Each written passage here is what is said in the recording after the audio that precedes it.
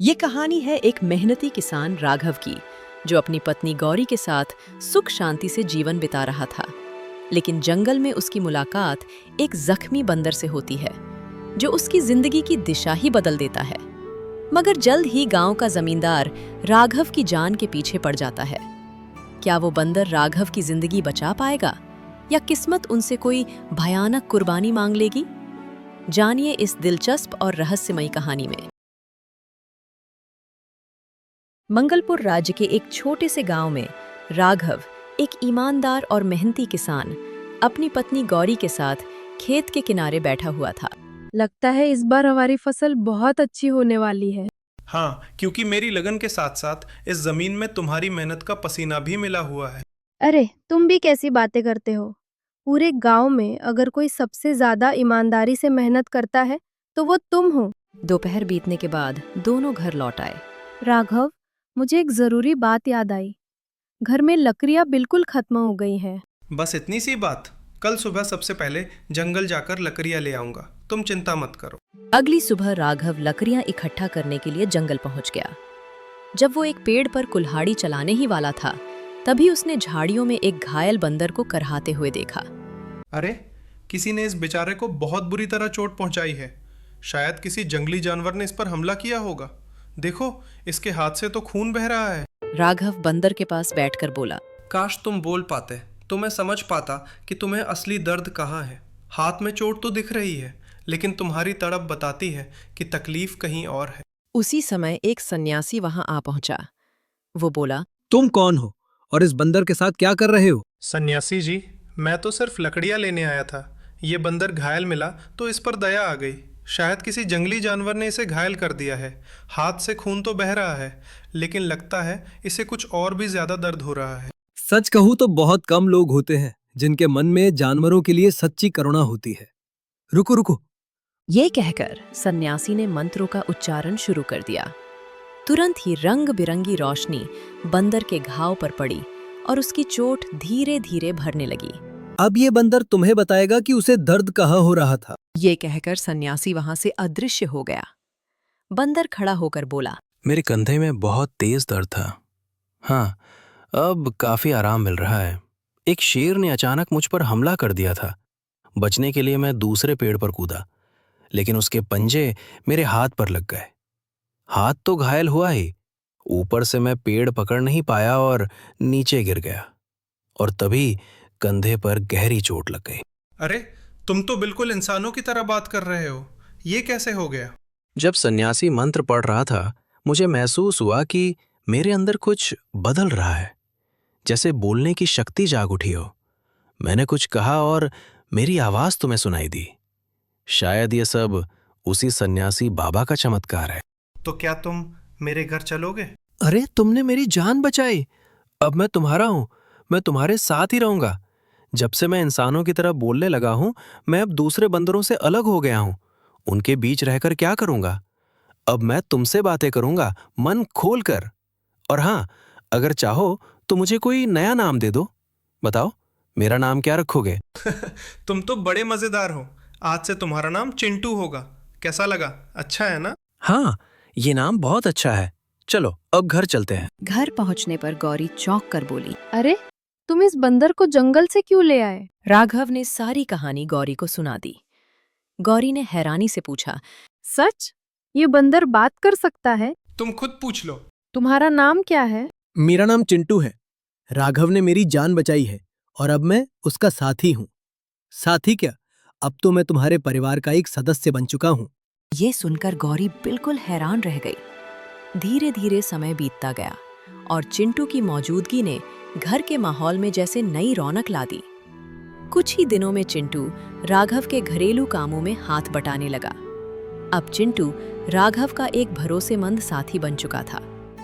एक दिन चिंटू ने राघव से कहा, राघव, मैं भी तुम्हारे साथ खेत जाऊंगा। घर पर चुपचाप बैठकर क्या करूं? मुझे भी चलना है। चिंटू, खेत का काम आसान नहीं होता। इसमें बहुत मेहनत लगती है।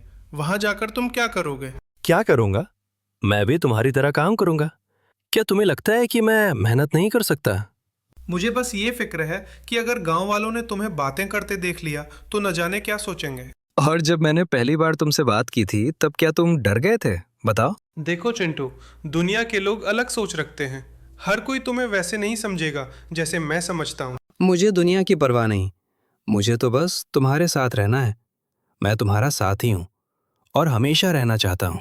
ये सुनकर राघव मुस्कुरा दिया और अगले ही दिन वो चिंटू को अपने साथ खेत ले गया। कुछ ही समय में चिंटू ने खेती बाड़ी की बहुत सी बातें सीख ली और वो राघव का असली मददगार बन गया। राघव, आज की मिट्टी कुछ ज्यादा भारी लग रही है। चिंटू, अब तो तुम सच में किसान बन गए हो। मिट्टी का फर्क भी समझने लगे हो। गांव में चिंटू की चर्चा हर तरफ फैल गई और आखिरकार ये खबर जमींदार चौधरी के कानों तक भी पहुंच गई। क्या राघव के घर एक बंदर है जो इंसान की तरह बोलता है? हाँ चौधरी साहब, मैंने खुद उसे बोलते हुए देखा और सुना है। पहली बार तो मैं डर ही गया था। अरे भाई, तो फिर उस बंदर को लेकर बढ़िया तमाशा किया जा सकता है। उससे तो खूब कमाई होगी। बिल्कुल साहब, आपने तो बिल्कुल सही बात कही। जमींदार की हंसी कुछ पल चली, फिर उसके चेहरे पर अचानक गंभीरता उतर आई। राघव की जमीन पर मेरी नजर बहुत पहले से टिकी हुई है। पूरे गांव के लोग कभी न कभी मेरे कर्ज के नीचे आ ही गए, मगर ये जिद्दी राघव, ये तो मेरी पकड़ में ही नहीं आता। इसके खेत की मिट्टी बड़ी ही अनोखी है। बंजर जमीन में भी यहाँ पौधे लहलहा उठते हैं। अरे मिट्टी में कोई चमत्कार नहीं है राजन, बस इसके नसीब अभी तक साथ दे रहे हैं।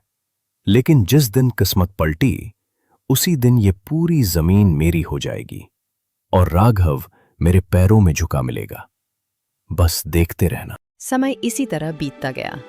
एक शाम राघव और चिंटू खेतों से लौटे तो आंगन में बैठी गौरी को देखकर दोनों के चेहरों पर चिंता साफ झलक उठी। अरे गौरी, ये कैसी खांसी है?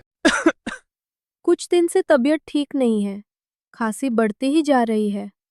राघव, इसकी अनदेखी मत करो, किसी अच्छे वैद्य को बुलाओ। राघव ने बिना देर किए गांव के नामी वैद्य को बुलवा लिया। वैद्य ने गौरी की पूरी तरह जांच की। राघव, इन्हें एक विचित्र बीमारी लग गई है। अगर समय रहते इलाज ना हुआ तो स्थिति गंभीर हो सकती है। वैद्य जी, आप इलाज शुरू कीजिए। खर्च कैसा भी हो, मुझे गौरी को ठीक करना है। फिर दिन बीतते गए और राघव अपनी सारी कमाई गौरी के इलाज में लगाता रहा। कई हफ्तों के इलाज के बाद वो दिन भी आया जब उसकी समस्त जमा पूंजी खत्म हो चुकी थी। वो घर के एक कोने में चुपचाप उदास बैठा था। गौरी ने कोमल स्वर में कहा, ऐसे निराश मत हो, मैं खुद ही ठीक हो जाऊंगी। गौरी, तुम्हें इस हालत में देखना मेरे बस की बात नहीं। तो अब क्या करोगे? जो कुछ था सब इलाज में लग गया। अब तो बीज खरीदने तक के पैसे नहीं बचे। राघव बिना कुछ बोले सिर झुकाए बैठा रहा। तभी चिंटू तेजी से दौड़ता हुआ आया और हाँफते हुए बोला, राघव, हिम्मत मत हारो। तुम्हारे 2 भाई इसी गांव में रहते हैं और तुमसे कहीं ज्यादा पैसे वाले भी हैं। क्यों ना उनसे मदद मांग लेते हैं। ये बात राघव को ठीक लगी। शाम होते ही वो चिंटू को साथ लेकर अपने बड़े भाई सागर के घर पहुंच गया। अरे राघव, आज हमारे घर का रास्ता याद कैसे आ गया? भैया, गौरी की तबीयत के बारे में तो पूरे गांव को पता चल गया है। मेरा सारा पैसा इलाज में खर्च हो गया। अब थोड़ी मदद की जरूरत है भैया। राघव, मेरी तो इस बार फसल ही खराब हो गई।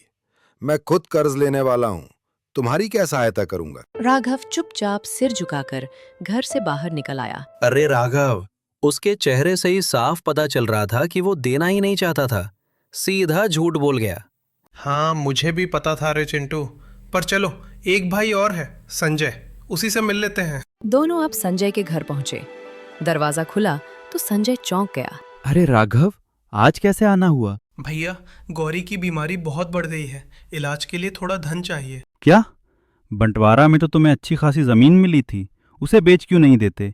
क्या मैं कोई खजाना हूं जो तुम पैसे मांगने चले आए? झूठ मत बोलो भैया, आप और सागर भैया ने मेरा हिस्सा दबा लिया था। मुझे 6 बीघा मिलनी थी, पर सिर्फ 2 ही मिली, बस 2 बीघा। अब निकलो यहाँ से। अगर कर्ज चाहिए तो जमींदार के पास जाओ, ऐसे ही सीधे सीधे चले आए। भागो यहाँ से।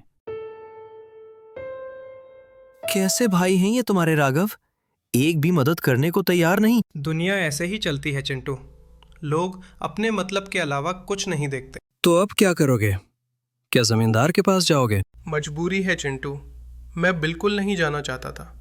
इसीलिए पहले तुम्हारी बात मानकर भाइयों के पास गया।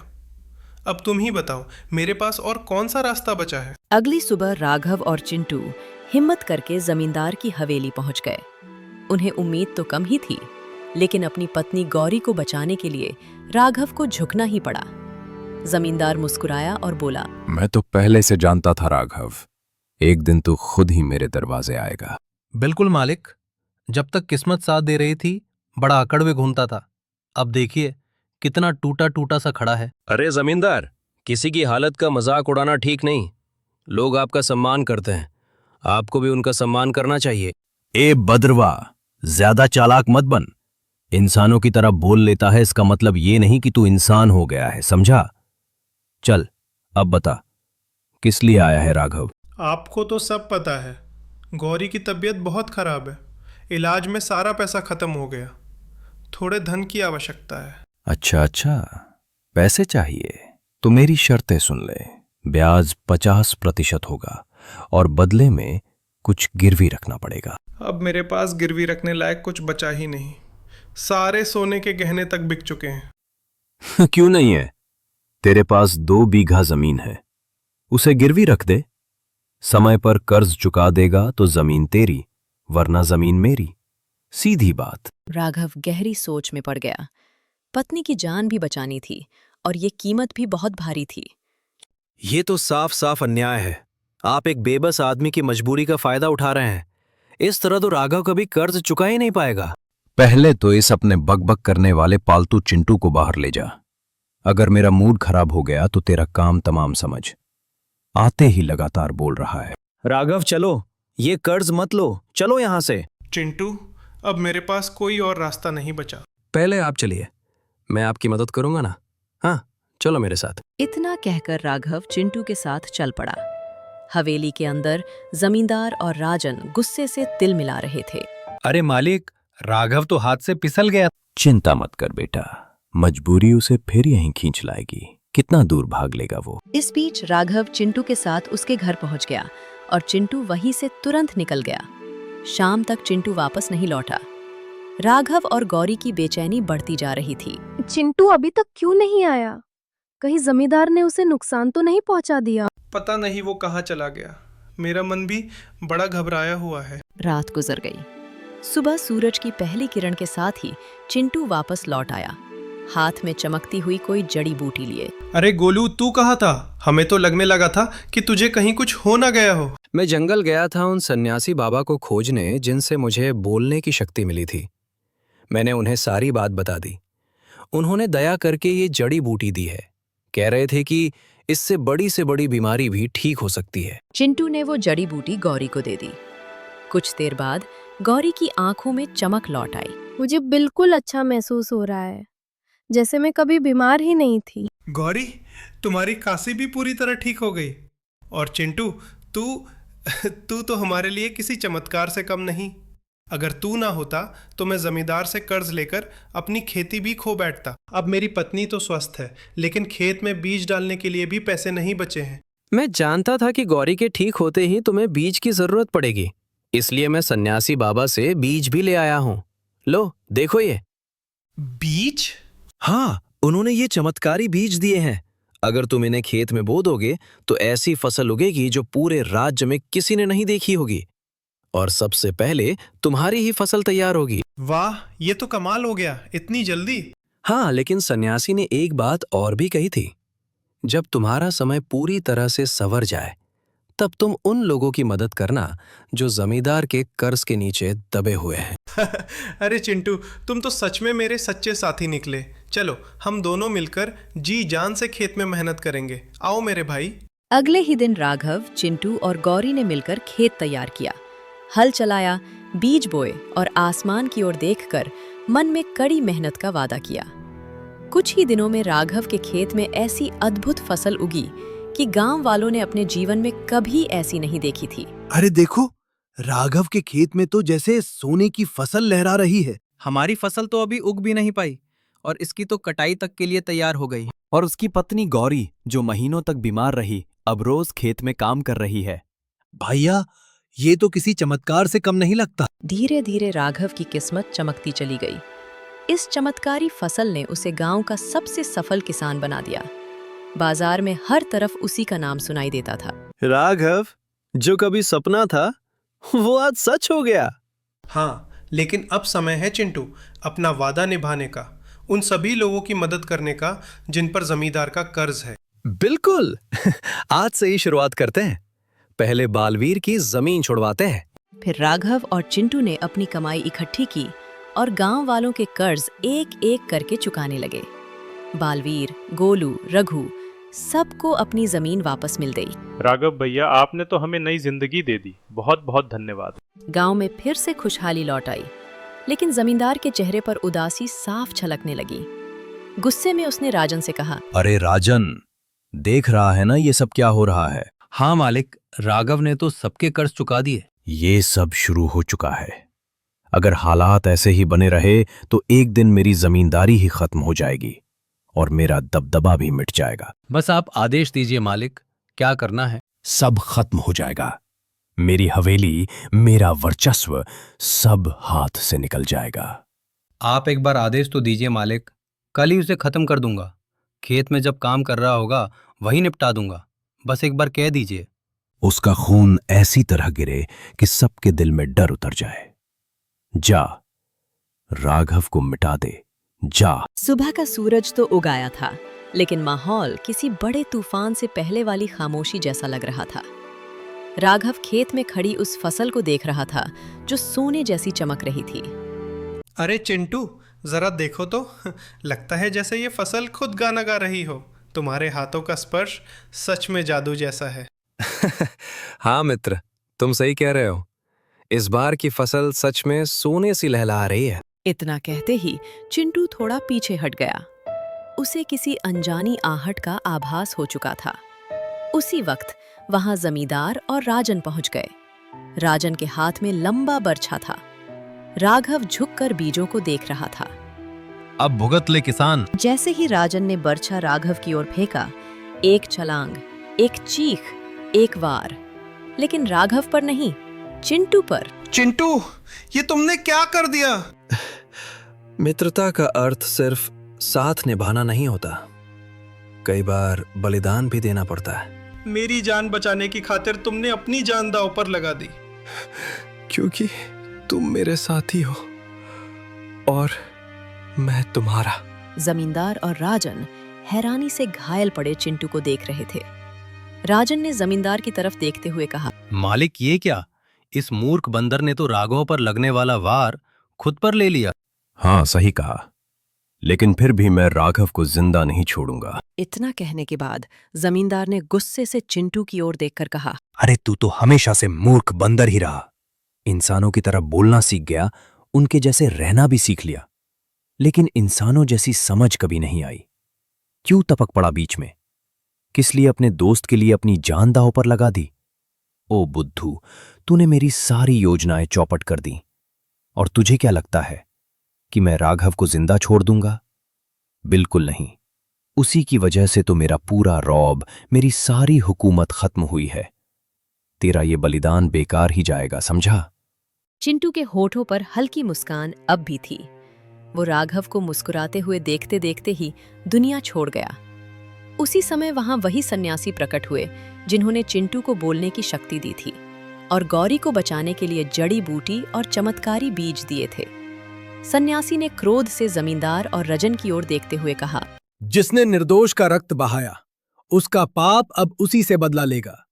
जमींदार, रजन, तुम दोनों ने बहुत बड़ा अधर्म किया है। तुम्हें इस संसार में स्वतंत्र घूमने का कोई अधिकार नहीं। तुम समाज के लिए गंभीर खतरा हो। ठहरो। जैसे ही सन्यासी ने कहा, उनकी आंखों से निकली रंग बिरंगी तेज किरणें जमींदार और राजन के शरीर पर पड़ी और अगले ही पल दोनों आग की लपटों में घिर गए। कुछ ही क्षण में वो राख हो चुके थे।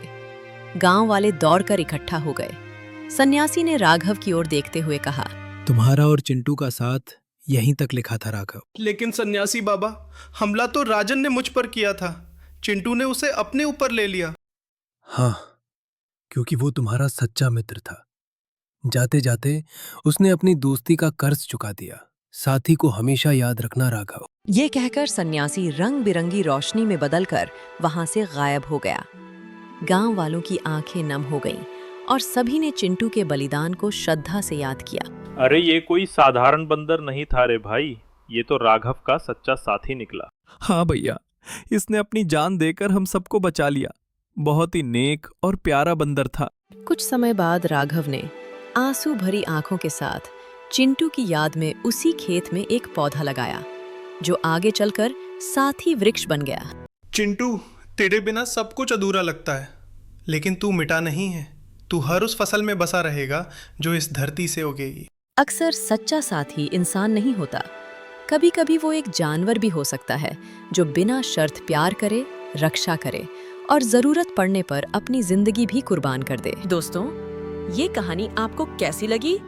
हमें कमेंट करके जरूर बताएं। और हाँ, हमने देखा है कि आप वीडियो को रोशनी के गुपचुप और चाट की तरह देख तो लेते हो, लेकिन चैनल को सब्सक्राइब नहीं करते। तो जाते जाते हमारे चैनल को सब्सक्राइब करना बिल्कुल मत भूलना, ताकि हम आपके लिए और भी ऐसी अनोखी और दिलचस्प वीडियो लाते रहें।